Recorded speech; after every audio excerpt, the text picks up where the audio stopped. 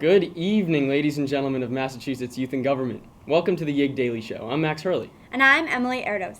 Today was a busy first day at conference, starting with the State of the Youth in Government speech and ending tonight with the holiday-themed mixer. Indeed, the opening ceremonies were memorable and well attended by a host of notable local politicians. The guest speaker, Deborah Goldberg, broke down diversity barriers and emphasized the goal of bipartisanship in serving the Commonwealth. Following Goldberg, Governor Gabby Donahoe inspired delegates with her words about superheroes and dared delegates to be heroes in their own lives. Yes, truly touching.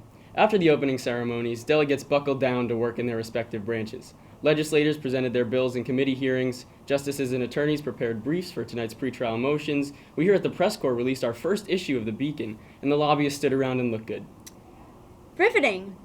Oh, this just in. Breaking news from our four-legged field reporter, Connor Canine.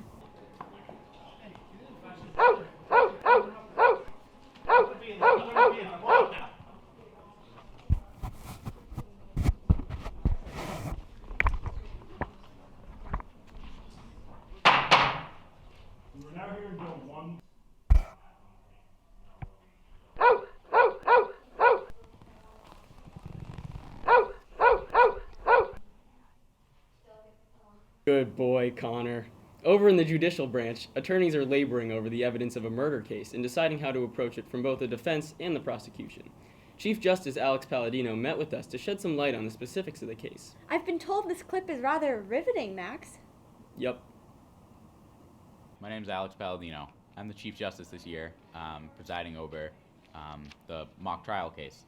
And the story of this case starts at Rosewood High School, where in late 2013, a girl named Sandra was out partying, and she mixed Adderall with alcohol, big no-no, and she died. And so after that, the Principal McAllister, said to everyone, we need to fix this. And so he informed the police, and they put on a police officer, Officer Doherty, a youthful lad, to be a student at Rosewood High School, starting in February. And so he did, and he noticed that the source of this Adderall nonsense was coming from the marching band. And so he sort of became friends with our three biggest players in this case, Jason Johnson, Alex Weaver, and Ray Concha, who were all in a band called Double Trouble, which is a euphemism for Adderall. And so one day, February 16th, Jason decided to go to a party, and I guess he didn't hear about Sandra because he also took Adderall and alcohol, and he had a heart condition, and he was out of school for 3 days. And so the officer asked around, what's going on? What happened to Jason? Why isn't he in band? And their friends, Alex and Ray, sort of joked. Well, Ray said, oh, Jason couldn't handle Addie. And Alex sort of made similar remarks, saying how Jason really shouldn't be doing that, and that he doesn't know exactly where it came from anyway. And returning, Jason said to Officer Doherty, who wasn't Officer Doherty at that time, hey, I got involved in some Adderall issues. What do you think I should do about that? So Officer Doherty sort of asked around, and the next Friday, it was kind of wild because Jason died doing Adderall and alcohol. And so it's sort of this big thing of who done it, because a lot of people think Ray did it, but, you know, of course he said to that, no, course I didn't do it. I would never do that. I was friends with him since middle school. He's a great guy. why would I ever do that? And which Alex responded to, you did. I've seen you do drugs. I've seen you deal drugs. I didn't do it. You did it. But others think Alex did it. But mainly, Ray's kind of the guy here. Most people think he did it. He's being charged with second-degree murder, possession of illegal drugs, though he does have a prescription for Adderall, but not in the dosage he was dealing, or accused of dealing. So that's pretty much where we're at. Wow, that was quite riveting. Yep. Oh, it seems now that we have a breaking update on our head lobbyist, Sam Schultz. Connor Canine brings us the bone.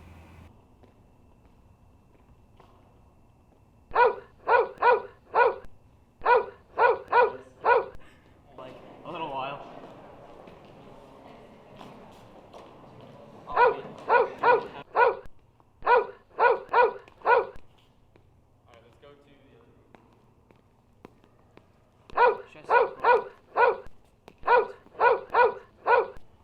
Keep up the hard work, lobbyists. Up next, we have a Yig Press exclusive hot seat interview with the Wonder Governor herself, Gabby Donahoe. Let's take a look.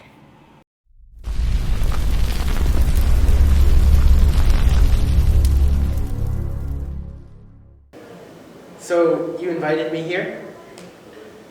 Yeah. So proceed with the questions, please. So what do you like most about the press branch? What I like the most about press is being on interviews with delegates, getting to know what they like about the program. Fantastic. I love that. And when did you become Ryan Strands? I became Ryan Strands roughly 3 hours ago when I arrived. I came a little late. You did come in late, and it was very noticeable. I'm glad that my presence is known. It was on purpose. Yes, I love to show up fashionably late and make an entrance. Make an entrance. That's Those are exactly the two what things you I'm need. actually known for back home. In Quincy. No, back home. Do you want to ask me questions? Yeah, okay. What have you learned in Yig? A lot. Youth in government teaches you how to be a good citizen. It teaches you how to be a good leader, how to be a good person. It gives you the skill set necessary in order to, really apply yourself in and outside of the program. It teaches you how to speak well, how to speak eloquently. I guess how to sum it up, the biggest thing would be how to be a good citizen and how to really apply yourself in legislation and in the legislature, but also how to apply yourself in your own communities at home. How has the program helped you in other aspects of your life? The program is the reason that I can speak so well. I'd like to think that I can speak well. The program really gave me the confidence I need in order to present myself in front of others, which has helped me in numerous other environments beyond the Youth in Government program. What got you involved at first in the Youth in Government program? So my freshman year, I went to the same school as the governor, and it was Hannah Bialik at the time, and I had played volleyball with her in the fall, and she encouraged me and a couple of the other freshmen that played volleyball to come out and try Youth in Government, and she said that she saw a lot of herself in me. I don't know if that was true or if she was just trying to, get me to the program, but she was the one who convinced me to join, and I did not want to join at first, but I went because she told me to, and she was the senior and I was the freshman. What was your biggest hurdle on your road to becoming governor? Confidence in myself and knowing that what I do is good enough, because I really struggled with that, and I struggled with the way I spoke, and I struggled coming to the program and hearing everyone else speak and listening to their debate topics, and coming to the program and not knowing much about politics at all, and you're surrounded by delegates who are so well versed in policy and current events and current issues. So yeah, I think that would sum it up. Would you recommend YIG to others? Everyone. So additionally, I was not able to attend the, I believe it was the speech you gave about your platform. The State of Youth and Government. And, well, what you guys sort of agreed, what kind of things you were going to pass, what kind of things you weren't going to pass. Yep. And 3 stood out to me. So you decided against raising the tobacco purchasing age. Yeah. Do you think babies should be allowed to smoke? No. At what age do you stop caring if people smoke? I think that tobacco is a larger issue, and I think that we already have so many issues right now with the fact that it's at 18. But as an executive branch, we didn't believe that raising the age to 20, I believe it was 25, that it would just be effective in the ways that it needs to be effective in order to make a change in the Commonwealth. Did you know cigarette smokers are more likely to engage in risky behavior and get in fights and suffer from depression? So would you like to keep that out of high schools? Well, no, because it's still illegal for minors to smoke cigarettes. But keeping them out of high school, keeping these sort of issues out of high school, would you agree that this is important? I agree that this is important, but that was not what the bill addressed. Did you know that 1/4 of high school students, roughly 1/4, 23% actually have tried tobacco products? I can believe that. Do you ever think there's an age at some point where people just stop getting affected by the harms of smoking? No, I think it can affect you at all ages. Another thing that stood out to me was you wanted to lengthen the process for assisted suicide. Do you feel that you should make this already stressful process complicated and further add duress to the patient? We don't believe that it's making it complicated. We're believing that we're putting necessary preventative measures in the system in order to prevent further abuse in the system. So we wanted to make sure that the patients were old enough to understand what was going on, that they were old enough and had legal rights as an 18-year-old, as an adult, to make the decision to end their own life.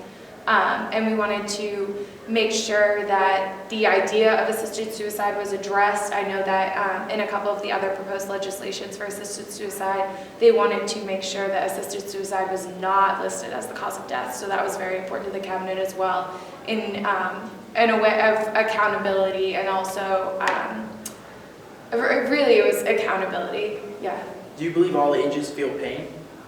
Yes. You said something about age. So, how does age come into consideration? If all ages feel pain, you said that they have to know what they're doing. But if they're suffering, wouldn't you want them to have the option? Well, yes, and I think that's a bigger issue because they're still a dependent of their parents. I guess 18-year-olds are too if they're still living in the same house, but at 18, you're officially considered an adult in the United States of America and in the Commonwealth of Massachusetts. So that was really the reasoning behind that for us, was that if you're an adult, then you can make the decision, but if you're a child, then the adult in your life would be responsible for making that decision, and none of the legislation addressed that. Do you believe the government should be able to look in your closet? I guess it depends. Should the government be allowed to have cameras in your home? No. So at what point do you draw the line? Because you guys wanted to allow tax records to be public. We do. Yeah, income tax records. Do you believe that people have the right to some sort of privacy? Yes, and there is privacy addressed in the legislation, which we made sure of before supporting it. The Fourth Amendment specifically protects search and seizure. Where do you feel you gain the authority to not only search for these documents, but to make them public? Yeah, well, with the legislation, it will require everyone when they file taxes. It would be as a point of filing taxes that it would become public. And the privacy is just callously thrown aside? Well, no, because the privacy issue is addressed, so there's no names attached to the records and such. Awesome. Thank you very much. I laughed. Thanks, Gabby. Wow, Connor Canine is really on the hunt for the latest news tonight. He's sniffing out our latest update with Sam Schultz.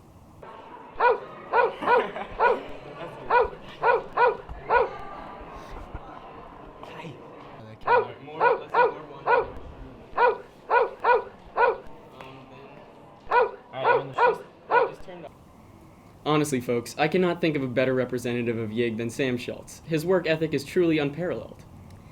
Tonight's your lucky night, folks, and we've got back-to-back exclusive hot seat interviews.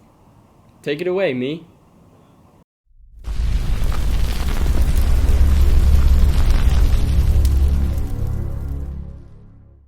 Welcome to the Hot Seat. I'm your host, Max Hurley, and right now we have Kyle White, President of the Senate, in the House with us. Kyle, what's your most embarrassing childhood moment?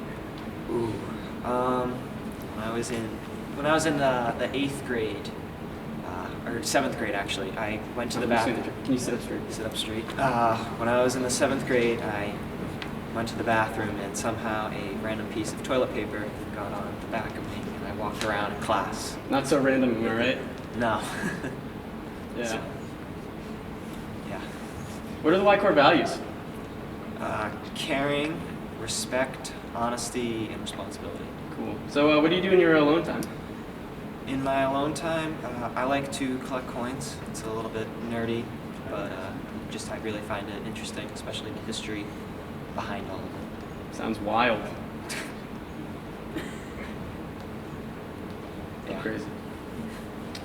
So in your speech, you talked about having a recess in between the bills for the Senate. Will there also be snacks? And if you're going to treat us like elementary schools, will we get free juice boxes or anything like that? I'm really interested in that. So when I said recess, I just mean a quick 5-minute break, just so everyone can get up and get the blood Yeah, flowing that's cool, again. but I'm worried about getting my lunch money stolen. I don't think anyone's going to steal your lunch money. Okay, I think that's the a sergeant at arms will protect you. Anyway, awesome. Any other great ideas for the Senate this year? No, in my speech, I think I outlined my big point. I just want to create the best debate possible, the best atmosphere we can possibly have. And what do you think your flaws are? My flaws, thinking on the spot, I sometimes have some trouble, so right now, obviously, You're handling things well. like this. Thank you. So you mentioned getting a tattoo of the Albany Plan of Union on your back if you had to. Yeah. Are you aware that dismemberment of animals is a kind of a big red flag for later serial killers? I do not find interest in chopping up snakes. I just like the historical value of it. I know. I just heard there were rumors going around that you like killed the cat or something. Yes. Wanted to clear that up. There were some rumors. Make sure about that me killing everyone cats. knows that you're I don't even not own a an cat. animal killer. No, I'm not an animal killer. Those were rumors. Awesome. Well, thank you very much. Thank you. Truly, truly riveting. That's all the news we have for tonight. Tune in tomorrow evening for the latest from YIG Press. Stay classy, Omni Parker.